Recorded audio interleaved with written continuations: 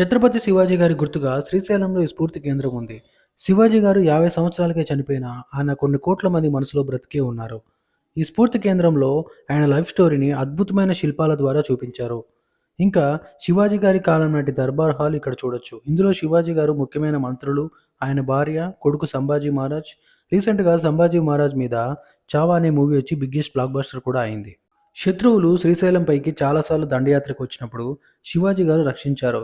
ఇంకా శ్రీశైలంలో ఉత్తర ద్వారం నిర్మించింది శివాజీ గారే. అందుకే శివాజీ గారికి ఇక్కడ స్ఫూర్తి కేంద్రం నిర్మించారు. శ్రీశైలంకి వచ్చినప్పుడు తప్పకుండా ఈ ప్లేస్‌ని అయితే విజిట్ చేయండి. ఫుల్ డీటెయిల్స్ అయితే కింద ఇచ్చాను చూడండి. Thank you so much for watching.